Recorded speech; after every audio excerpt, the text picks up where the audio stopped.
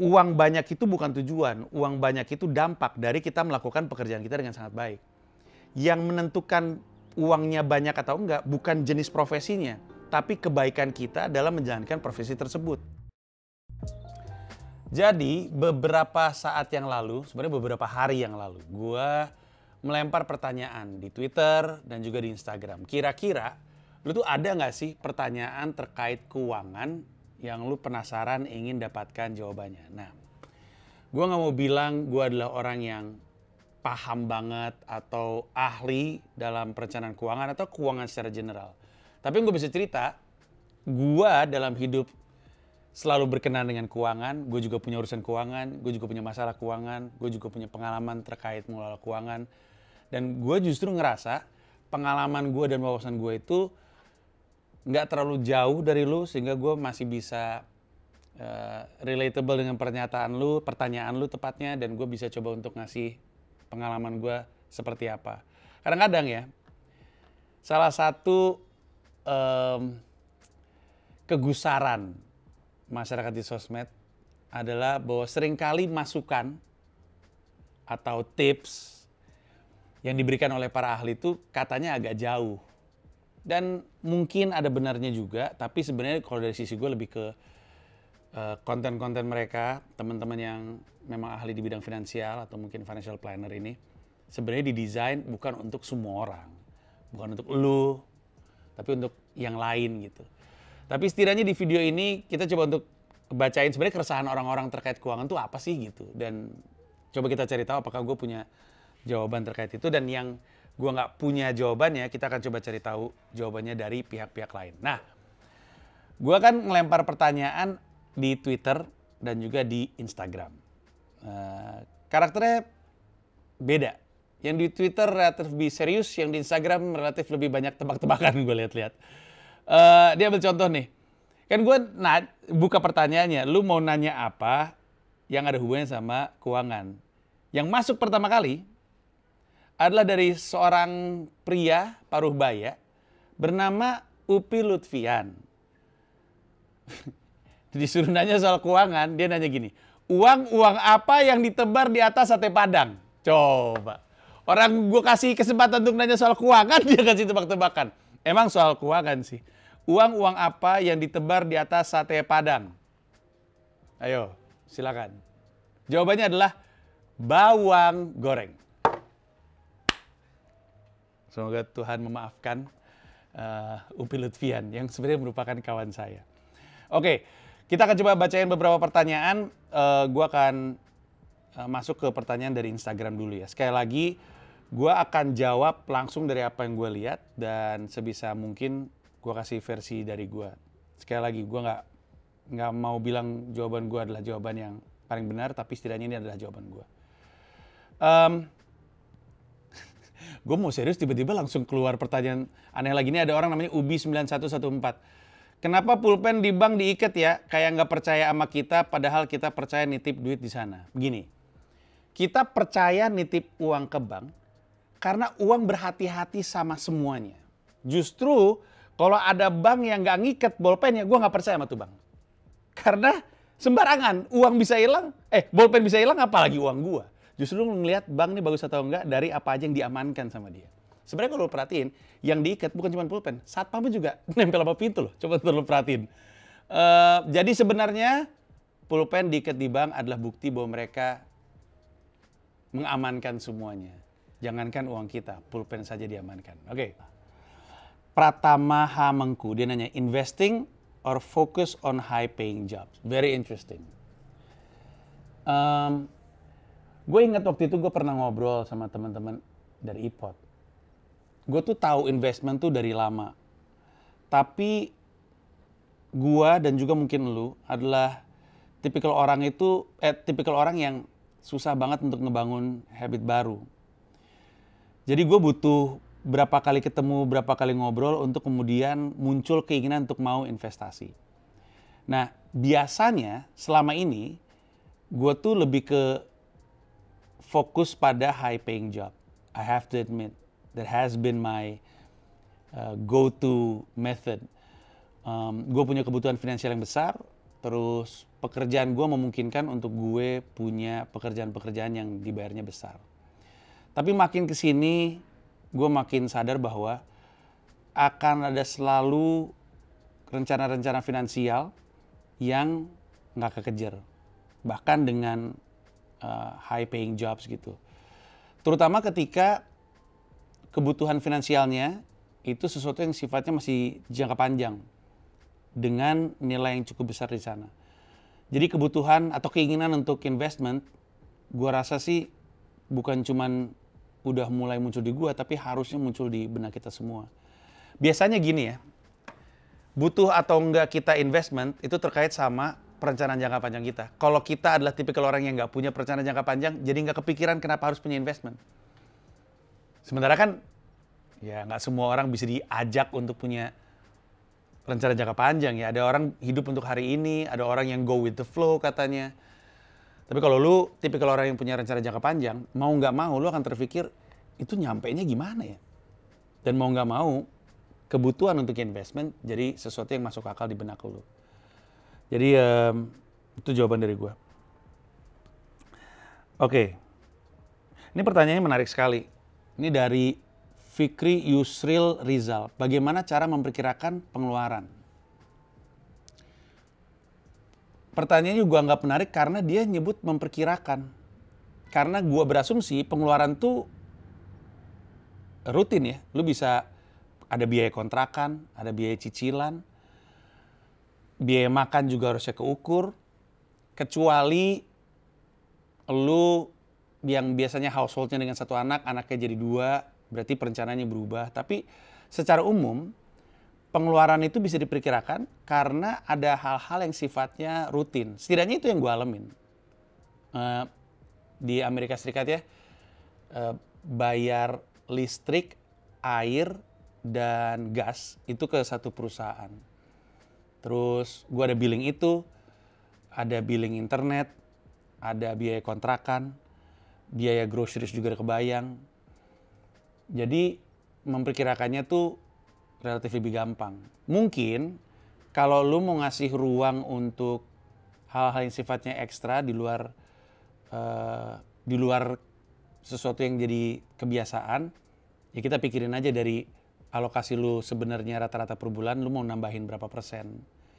20% kah, 30% kah. Tapi sejujurnya kalau gue perkiraan itu datang dari rutinitas yang selalu terjadi di setiap bulannya. Ini dengan asumsi si Fikri ini bukan orang yang sifatnya suka ada pembelajaran-pembelajaran yang sifatnya dadakan gitu. Karena kan ada aja tuh tipe orang yang tadinya nggak ada rencana beli iPhone, tiba-tiba iPhone-nya rilis, lucu juga, terus nyicil gitu. Tapi di luar itu harusnya sih perkiraannya gampang karena datangnya dari rutinitas setiap bulannya. Ini pertanyaan bagus nih dari Yasha Indra. Usia muda kenapa susah banget untuk nabung? Wow. Mari kita ingat gua waktu muda. Waktu muda, terutama ketika kita baru kerja ya. Ketika kita baru punya uang sendiri. Ketika kita tidak lagi harus meminta dari orang tua, tidak mesti nego, tidak mesti ngebaik-baikin orang tua supaya kemudian dapat lebihan gitu ke kita. Ketika semuanya datang dari kita sendiri, ada keinginan untuk spending memang. Ini uang gua gitu. Istilahnya, ini jerih payah gua gitu. Jadi mungkin alasan kenapa di usia muda susah banget untuk nabung, karena ada keinginan untuk kita ngasih reward sama diri kita sendiri gitu. First jobber tuh rata-rata kayak gitu. Di luar bahwa memang secara jumlah ya. Secara jumlah mungkin, tapi gue gak setuju. Selalu ada aja yang bisa disisihkan. Ini masalah habit, masalah kedisiplinan, masalah culture yang mungkin gak kebangun di orang tuanya. Tapi penjelasan utamanya adalah biasanya ketika kita punya uang sendiri tuh bawahnya pengen spending mulu. Di luar itu perusahaan-perusahaan tuh jago banget ngasih penawaran. Ya kan? Di dunia ini ada 3 jenis konsumen, gue selalu bilang. Ada price oriented customer, ada value oriented customer, ada product oriented customer. Ini kita nih orang-orang yang hidup di planet bumi ini kebagi 3 bagian. Product oriented customer tuh orang yang hanya peduli pokoknya produk terbaik dari brand ini atau dari si orang ini gue akan sikat gitu. price oriented customer hanya peduli yang murah-murah kalau bisa gratis. Nah, kebanyakan dari first jobber itu ada di value oriented customer. Dia tuh masih ngebanding-bandingin antara duit yang gue kasih sama apa yang gue terima. Value oriented customer, si first jobber ini rata-rata seneng banget sama offers atau penawaran. Kalau lu beli ini pakai kartu kredit ini, lu akan bisa mendapatkan upsize untuk yang ini. Buy one, get ini. Beli ini pada periode ini dapat ini. Ini semua nih datang dari perusahaan-perusahaan yang jago banget untuk mengkomunikasikan penawaran-penawaran tersebut sehingga kita ngerasa tapi ini deal yang oke gitu. Nah, udah deh tuh. Udah mah kita emang punya keinginan untuk menghibur diri kita sendiri. Penawaran-penawaran juga menarik. Kita selalu pengen dapat semaksimal mungkin dari apa yang kita keluarkan. Akhirnya keinginan untuk nabung itu susah. Tapi sekali lagi dengan dikaitkan ke pertanyaan sebelumnya. Bisa juga orang usia muda itu susah untuk nabung karena nggak punya tujuan nabungnya untuk apa. Biasanya ketika lu masih single, nggak kebayang bahwa boro-boro kebayang ya. Nggak ada pemikiran aja gitu. Bahwa lu mesti nyiapin uang untuk sekolah. Gila, TK aja uang masuk aja udah mahal sebenarnya ya. Jadi susah untuk orang punya kemauan untuk nabung atau investment kalau jangka panjang itu nggak kebayang sama dia. Oke. Ini lucu nih. Ini mungkin ada hubungannya sama keuangan ya. Dari Endesma_Cakra10. Mapan dulu atau nikah dulu, Bang?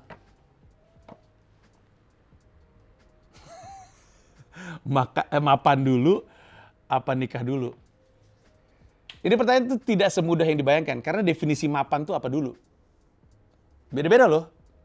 Kita pikir mapan yang ada di benak kita itu persis sama di benak orang, tapi beda-beda. Karena ada yang bilang gini, mapan tuh punya rumah. Aduh, zaman sekarang.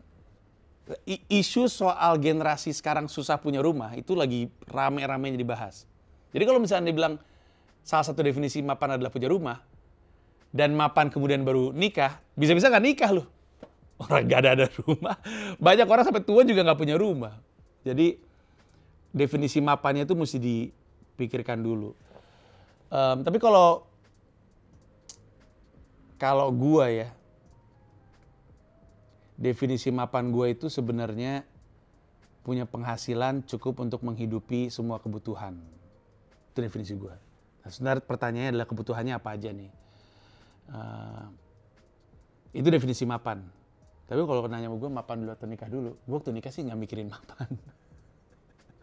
Gue waktu nikah tuh cuman karena gue suka banget bersama dengan orang ini, dan kalau bisa sih gue sama orang ini mulu gitu. Bangun sama orang ini, sebelum tidur ketemunya sama orang ini. Udah gitu doang pemikiran gue.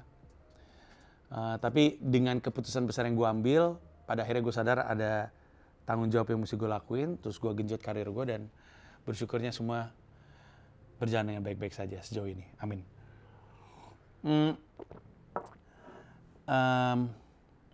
Ini menarik nih.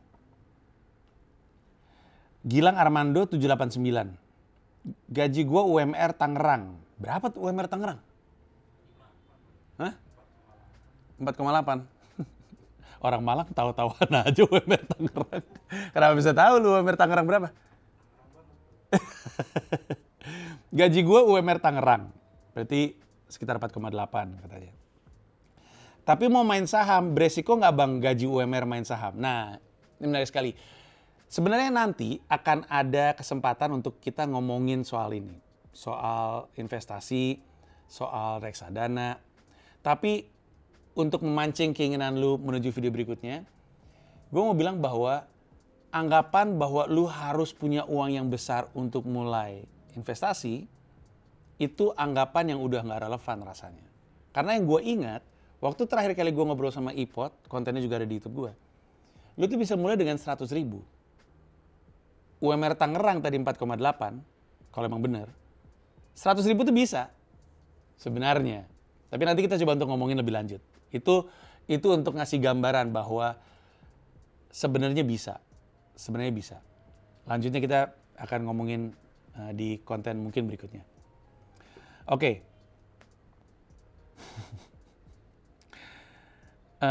Ada pertanyaan, dan ini sebenarnya dia mewakili beberapa pertanyaan. Gue ngeliat di Twitter ada pertanyaan serupa.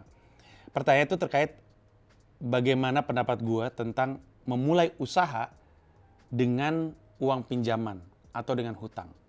Apakah sah atau tidak?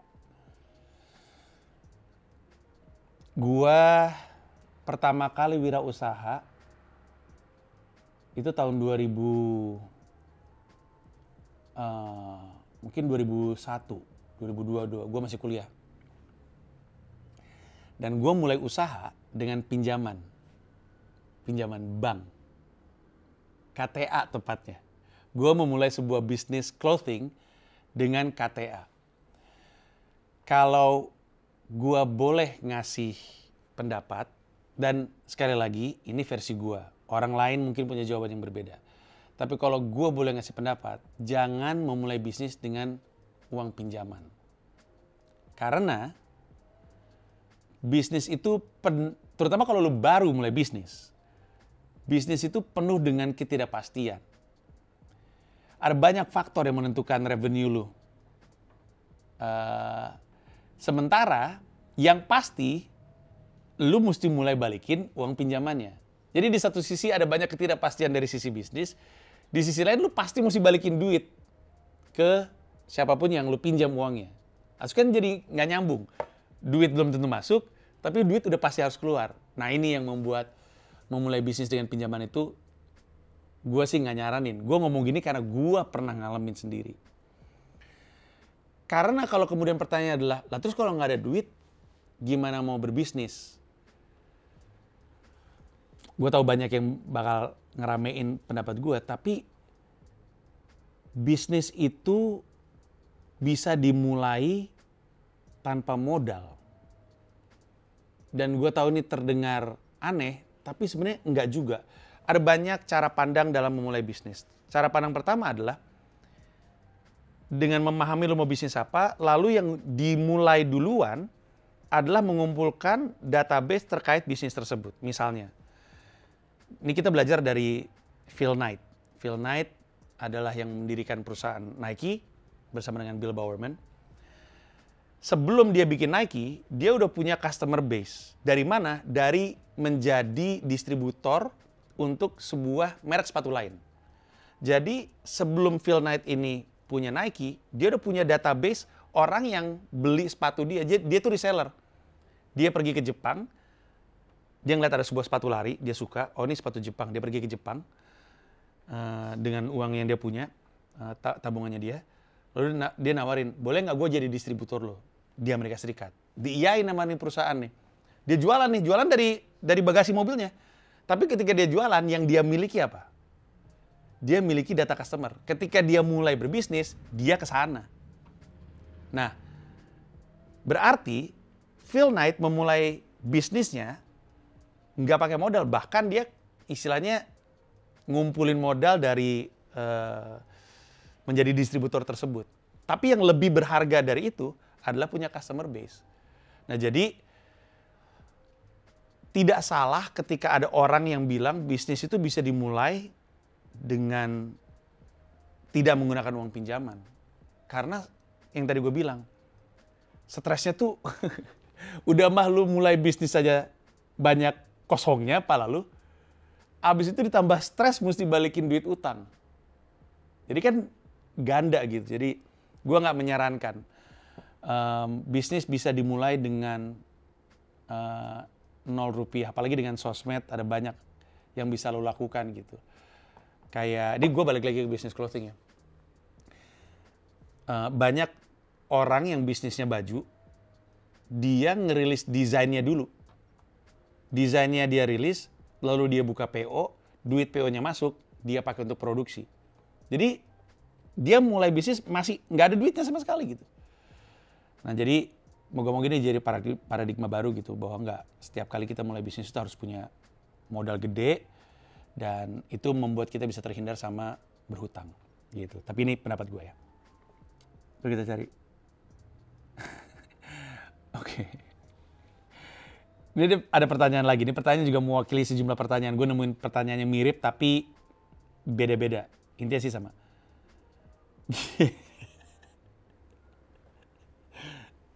Gue tuh kocak nih kalau mau ngomongin soal gaji dan keuangan ya. Karena kan gue bos sama perusahaan ini karyawan gue semua di depan mata gue. Ini orang-orang yang gue gaji.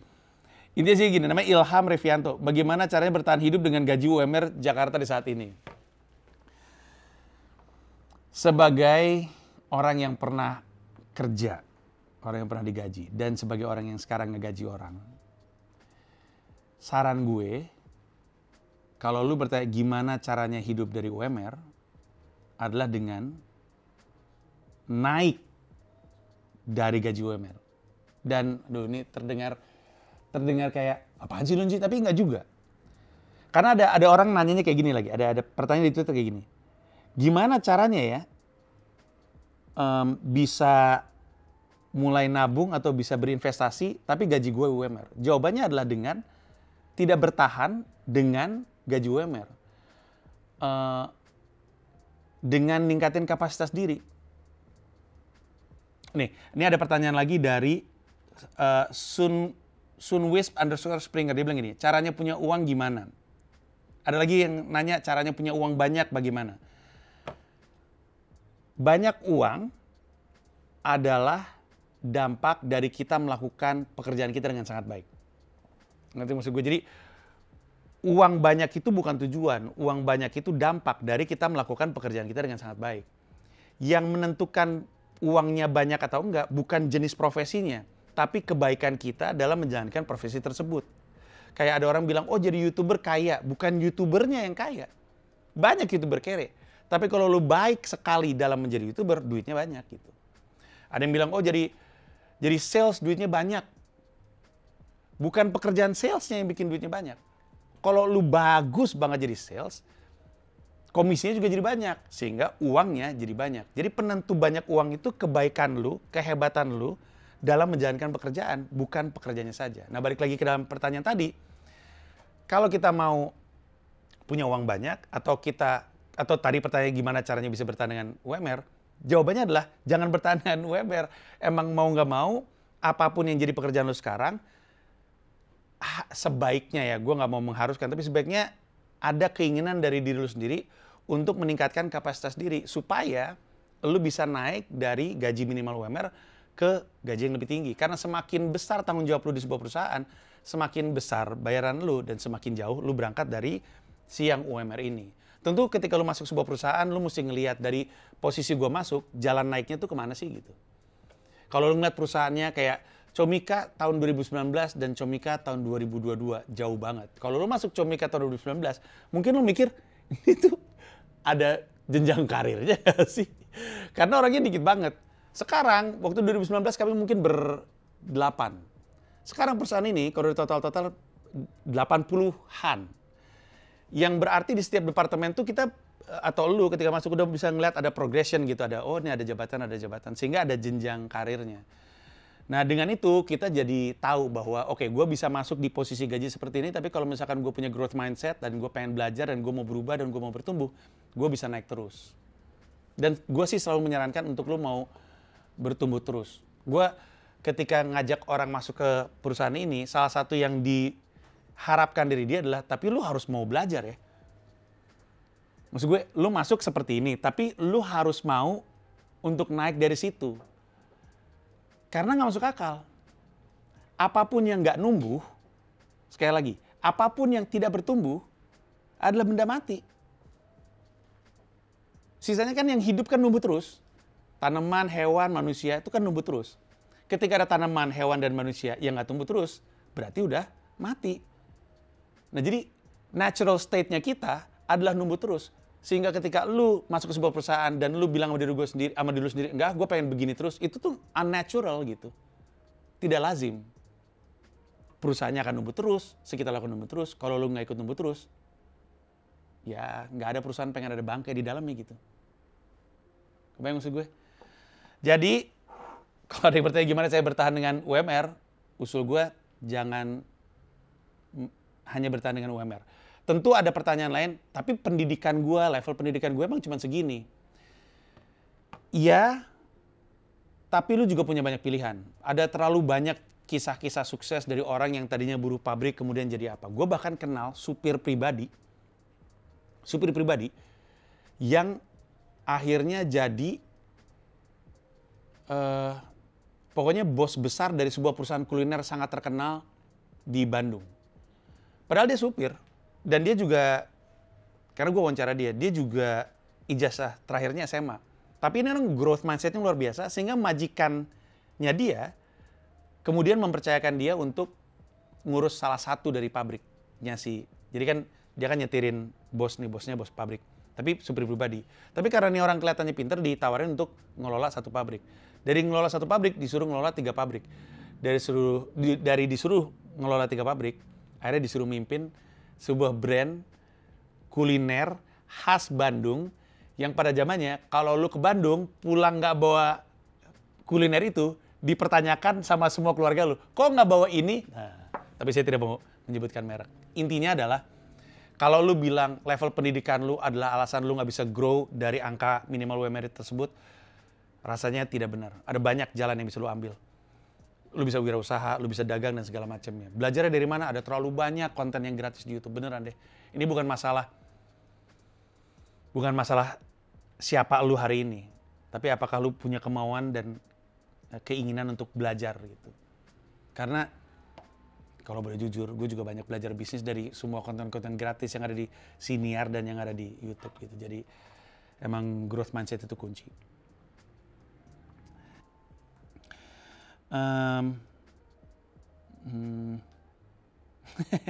Lucu nih. Zara MR Chin. Gue bisa hemat nggak beli barang-barang, tapi jajan makanan nggak bisa banget. Gimana yang nguranginnya? Lucu banget. Jadi dia kalau barang bisa nahan, tapi kalau makanan nggak bisa. Gimana yang nguranginnya? Pertanyaannya adalah kenapa dikurangin? Kan nggak harus sebenarnya. Tapi kalau misalkan lu pengen ngurangin karena lu pengen nabung atau pengen mulai investasi gitu ya. Ini susah banget sih. Diri gue sendiri, gue lebih gampang nahan jajan atau gue juga kayaknya lebih susah nahan jajan deh daripada beli barang. Mungkin gini aja kali, Zara Emerchin. Kalau emang lu adalah tipikal orang yang nggak bisa nahan jajan makanan, ini nggak harus ya, tapi cara nguranginnya adalah lu mesti ganti tongkrongan. Karena kadang-kadang ini tongkrongan lu bisa aja nggak ada niat untuk jajan, tiba-tiba teman masuk, sate yuk, sate udah lu berangkat. Bisa aja lu tadi nggak pengen jajan, teman, cakwe yuk, ya cakwe lu berangkat gitu. Beneran deh, kebiasaan lu itu terbangun dari siapa yang jadi pertemanan lu. Jadi salah satu cara yang bisa lu ambil adalah bukannya lu milih-milih temen ya, tapi coba ganti circle aja gitu. Karena itu ngaruh banget. Hilardi, cara mengelola dan mengumpulkan uang untuk mimpi pindah ke luar negeri. Ini relatif oke. Maksud gue, ini gue ngalamin soalnya, jadi gue ada bayangan. Yang lu mesti miliki adalah target kapan mau kesananya. Jadi misalnya lu bilang, oke, gimana kalau, ini kita mulai dari ngayal dulu aja. Oke, 5 tahun lagi deh. Berapa tuh biaya yang gue butuhkan? Lu bisa cek misalnya harga tiket pesawat, terus lu bisa mulai cek soal gimana cara ngurus visa kerja. Lu cek berapa kebutuhannya, habis itu lu perkirakan kira-kira 5 tahun kemudian nilainya tuh jadi berapa. Habis itu lu mulai narik mundur, kalau angkanya segitu, dengan gaji yang gue miliki sekarang, berapa yang mesti gue sisihin untuk nyampe. Kalau kemudian angkanya nggak nyampe, berarti yang lu pikirin adalah gimana caranya supaya nyampe. Ada 2 pendekatan, antara mungkin lu kemudian investasi karena lu punya tujuan finansial yang jelas, atau lu naikin kapasitas diri lu, karena itu yang terjadi sama gue. Gue ngayal pindah ke Amerika udah cukup lama, tapi gue seriusin untuk mulai nabung dari tahun 2017. Dari tahun 2017 gue udah ngebayangin berapa lama waktu yang gue butuhkan untuk bisa punya karir. Terus berapa banyak duit yang gue butuhin. Dari tahun 2017, gue tuh udah sempet ngecek-ngecek harga apartemen 2 kamar, 3 kamar, 1 kamar mandi, 1,5 kamar mandi. Di Amerika Serikat tuh ada bathroom dan toiletnya doang. Nyari terus.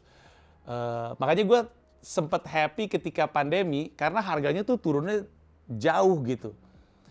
Nah, tapi pun waktu itu gue mikir, duitnya sih nggak ada. Jadi ada beberapa hal yang mesti gue lakuin. Pekerjaan gue mesti genjot, dan nilai yang gue terima per pekerjaan juga mesti naik.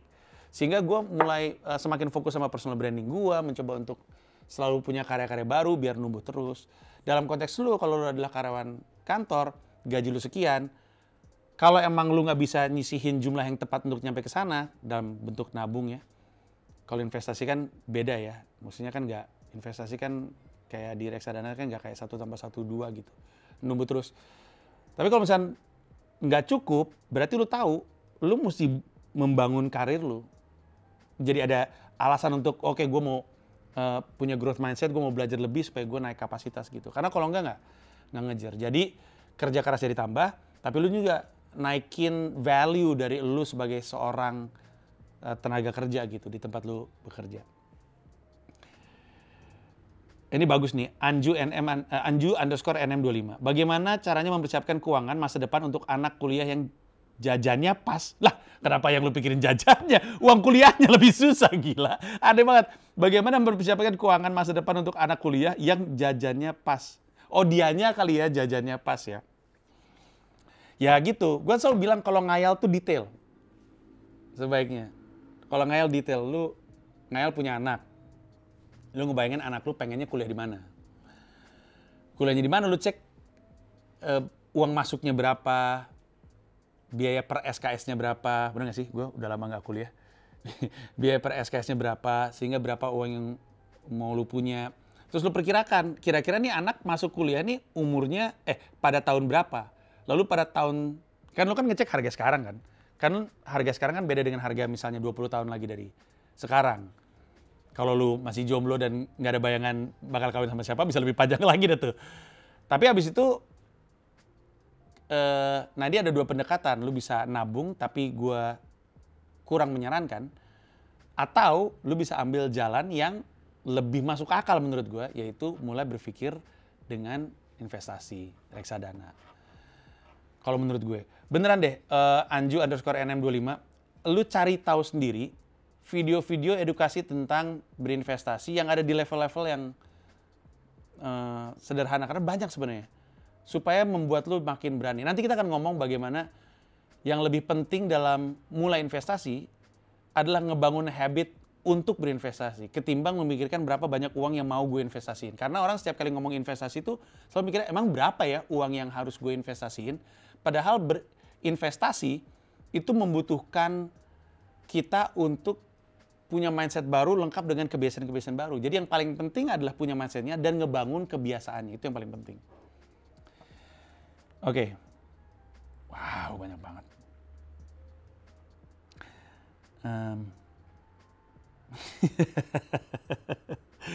Yoga Ferizal 8. Bang, kenapa uangku cepat kali habis padahal aku cuma bayar cicilan mobil? Ya mungkin karena gaji lu senilai cicilan mobil.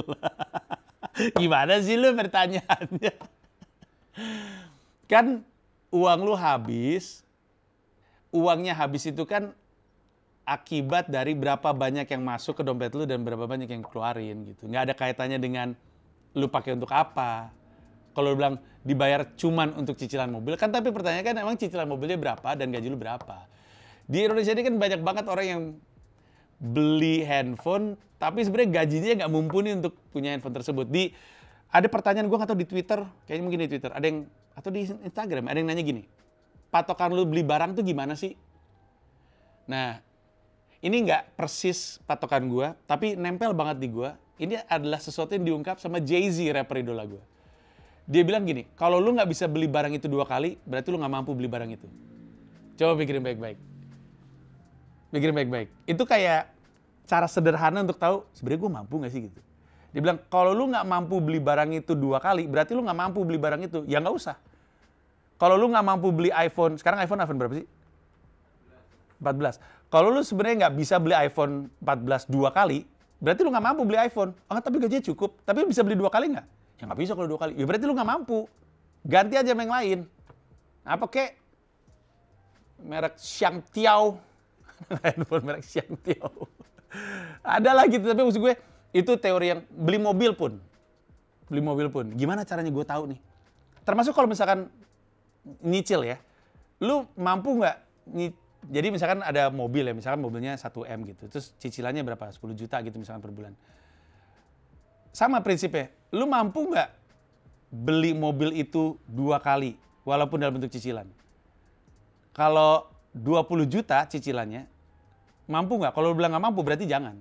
Tapi gaji gue 11, ya nggak mampu lu sebenarnya. Orang sisa cuma 1 juta gitu. Itu tuh prinsip yang terdengar sangat sederhana, tapi terngiang-ngiang mulu sama gue. Kadang-kadang secara instingtif gue suka berpikir, oh berarti nggak bisa, oh berarti bisa, oh berarti tipis-tipis bisa, tapi worth it nggak ya, yang kayak gitu-gitu. Ada yang nanya, Bang, ini namanya Rizky Wardana 22, Bang, lu pakai asuransi nggak? Pakai gue ada asuransi jiwa, ada asuransi kesehatan. Oke, ini menarik sekali, menarik sekali. Oke, sebelum gue kesana, gue mau coba baca Twitter dulu. Ya, di Twitter juga gue ngelempar pertanyaan yang sama. Ada Sam Prawut. Gue punya teman kerja kuproy. Untuk yang tidak tahu bahasa anak tongkrong, kuproy itu kuli proyektor. Tidak dong. Kuli protein. Kuli proyek. Gaji di bawah UMR Jakarta. UMR Jakarta berapa? 5,5? 4,8. Dari mana tuh angka 5,5? Utang pinjolnya banyak banget, tembus 3 digit. Berarti ratusan juta maksudnya ya. Bahkan udah sering penagih utang datangin rumahnya. Tapi tiap hari dia masih bisa main judi slot. Jadi dia ngutang pinjol, tembus 3 digit, dipakai untuk main judi slot kali ya. Pertanyaan adalah gimana caranya lepas dari jeratan hutan yang menggunung? Kawan saya Putra Patinama tadi sempat memberikan usul pindah ke Gabon. Salah satunya. Usul saya meninggal. Tapi jangan bunuh diri, saya cuma bercanda. Aduh ini.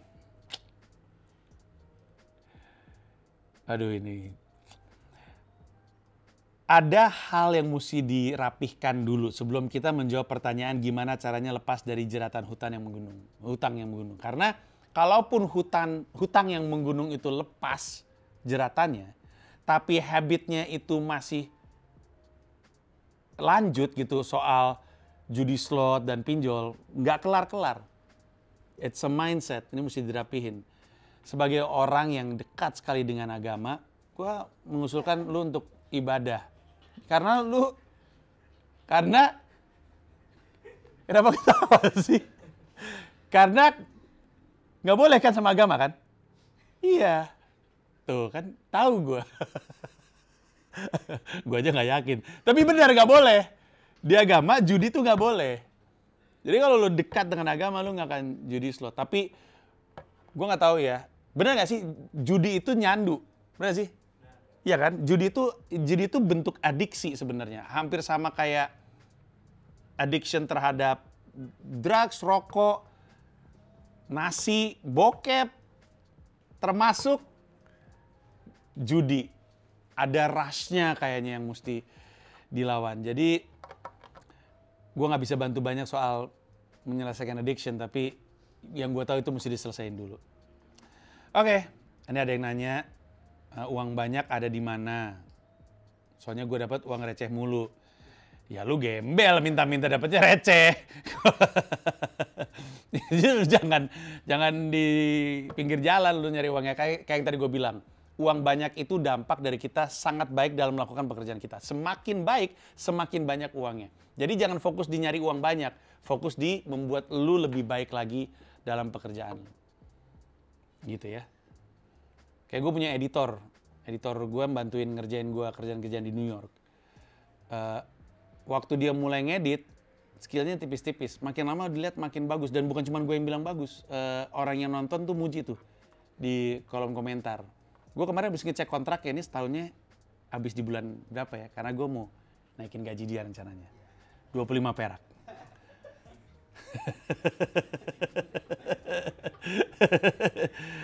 Oke. Ini ada beberapa pertanyaan yang ada kaitannya sama investment. Termasuk tadi gue baca pertanyaan, coba gue cek ya, kayaknya udah gue sempet tandain. Pertanyaan gini, cara nabung tapi gaji mepet. Oke, tadi gue bilang, lu bisa mulai investasi di reksadana saham. Kalau yang gue dapetin obrolannya dari Ipot dari Rp100.000. Kayaknya gaji mepet tuh masih bisa, tapi gue nggak tahu sih gaji mepet lu berapa ya. Tapi sekiranya gaji lu UMR tadi 4,8, harusnya sih bisa tuh nyisihin 100.000. Tapi jatuhnya bukan nabung, investasi. Ada lagi yang nanya nih, apakah hanya dengan bekerja keras kemudian orang bisa mendapatkan uang?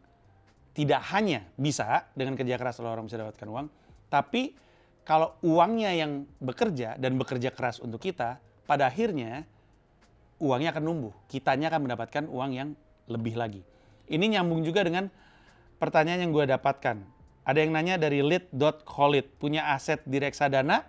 Terus ada yang nanya dari Jovio Relce, abis ngonten sama Ipot, adakah perubahan habit keuangan? Nah ini semuanya pertanyaan-pertanyaan yang bagus. Gue akan dedikasikan satu video spesifik untuk ngomongin lebih dalam soal gue, investasi, dan reksadana. Jadi kalau ini sesuatu yang menarik untuk lu pengen tahu lebih banyak, apalagi tadi gue sempet ngasih informasi bahwa lu bisa mulai investasi dari Rp100.000, maka gue ajak lu untuk nonton konten berikutnya di mana kita akan spesifik ngomongin itu. Terima kasih untuk semua pertanyaan dan maaf nggak semua pertanyaan bisa dijawab. Ini juga bentar lagi mau sejam, tapi gue jawab apa yang gue tahu dari pengalaman gue. Usul gue, jangan ditelan bulat-bulat. Gue bukan ahlinya. Cari pendapat dari orang yang lebih ahli. Kalau lu mau nanya soal public speaking, soal personal branding, soal lawak, boleh deh lu telan omongan gue. Itu pun gue tetap nyaranin lu nyari pendapat lain. Tapi kalau soal ini yang jadi jawaban gue. Mungkin agak deket karena kita nggak terlalu jauh dari sisi pemahaman soal keuangan. Nah, tapi di video berikutnya kita akan ngomongin lebih banyak soal investasi, soal reksadana. Dan untuk sekarang kita tutup dulu, kita ketemu di video berikutnya. Bye-bye.